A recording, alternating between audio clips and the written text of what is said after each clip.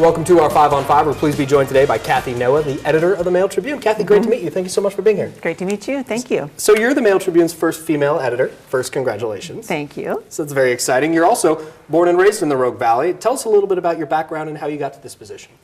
I'm one of the lucky ones. I knew exactly what I was going to do for the rest of my life in high school. Wow. Yeah, I joined the high school newspaper, and I've been a journalist ever since. It's my passion, and I've been in every daily newspaper in the Valley. Excuse me. And then I took kind of a hiatus and did the dark side for a while, the PR and the marketing. As so many do in our business, yes.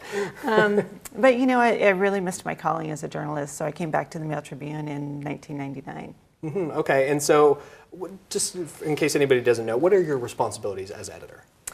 I run the newsroom, so decide content, talk to the reporters, deal with sports and the page layout duties with Austin. I don't know if everybody knows that, but our pages are actually laid out in Austin right now, Austin, Texas, because of Gatehouse, our former owners. Right, we'll get to that. Yeah, exactly. So yeah, run the newsroom. Okay, and so, yeah, since you brought it up, recently sold to Rosebud Media, LLC. And now, what does that mean to you as an editor?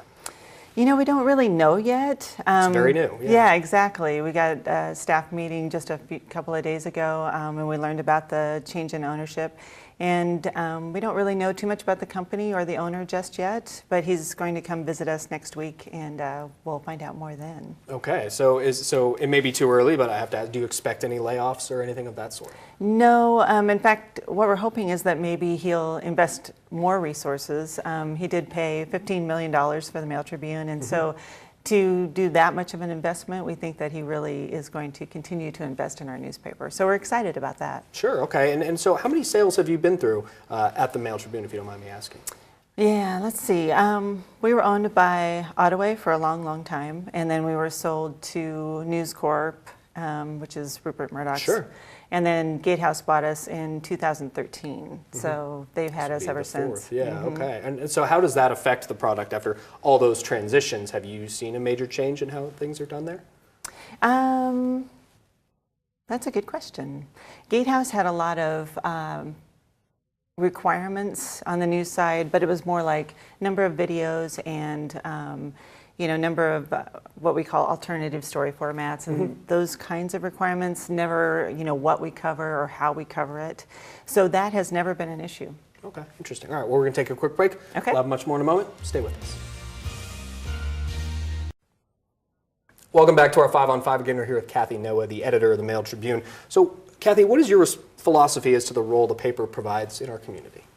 I think we have several responsibilities to reflect the community, what issues are important to the community, and also to give underrepresented people a voice in our newspaper, and also to have journalism with impact, to delve into stories that are important to the community and investigate when necessary, be a watchdog to city and county government, and to also surprise and entertain sometimes. And it's, of course, important to get that, of course. Yeah, so now you also write the editorial page. Or you and your team, perhaps. Actually. Oh, yeah. Okay, explain that. Yeah, we have an editorial board that meets every week, and we talk about what kinds of editorials we want to write for the week. And then Gary Nelson, our editorial page editor, writes the editorials. Okay. So when he's not here on vacation, Bob Hunter, who's half-time now, writes the editorials. Oh, interesting. All right. So obviously the news business has changed considerably, especially newspapers, in the last 20 years. How has that affected you guys? And you kind of may have referenced it before, talking about alternative stories and what you guys try to do for the website. Right.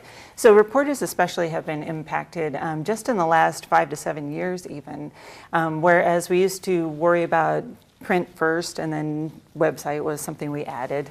Now it's totally website first. We got to get the news up right away when it's confirmed.